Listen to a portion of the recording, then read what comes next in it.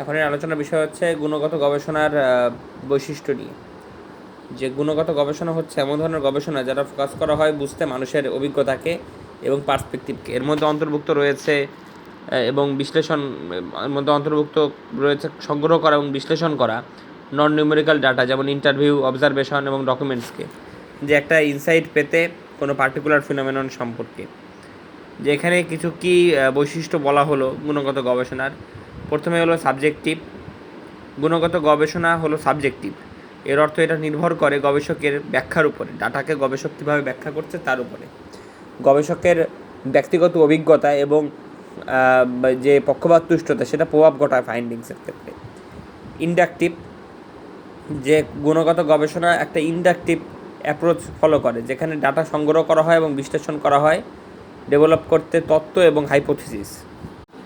অর্থাৎ আনুমানিক পদ্ধতি ব্যবহার করে গুণগত গবেষণায় তথ্য সংগ্রহ এবং বিশ্লেষণ করে তত্ত্ব এবং অনুমান তৈরি করা হয়।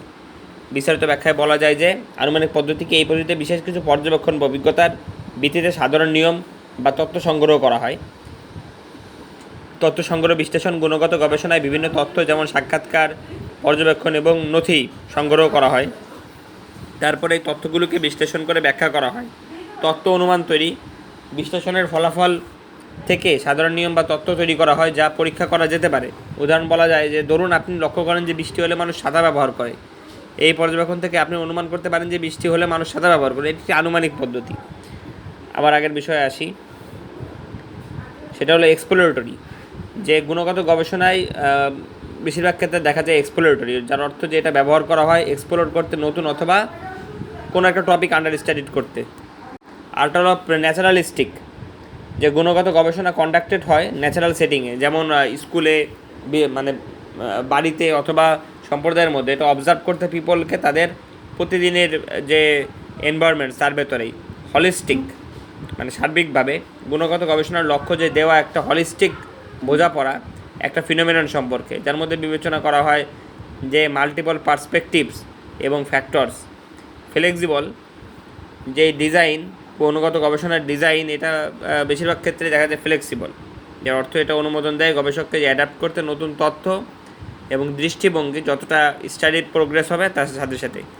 সমৃদ্ধ এবং বিস্তারিত ডাটা, গুণগত গবেষণা দেয় সমৃদ্ধ এবং বিস্তারিত ডাটা, যেমন উক্তি, ডেসক্রিপশন এবং ন্যারেটিভ। তারা দেয় একটা ডিপ ইনসাইট মানুষের অভিজ্ঞতার উপরে। এবার কমন মেথড যেগুলো ব্যবহার করা হয় গুণগত গবেষণায়, যার মধ্যে রয়েছে interviews, focus groups, observation, document analysis. এই বৈশিষ্ট্যগুলো বুঝে তুমি আরও ভালোভাবে অ্যাপ্রিসিয়েট করতে পারবা যে এই মানে শক্তিমত্তা এবং লিমিটেশান গুণগত গবেষণার, এবং নির্ধারণ করতে পারবে যে এটা কি মানে এই মেথডোলজিতে এটা কতটা অ্যাপ্রোপ্রিয়েট হবে সেটা।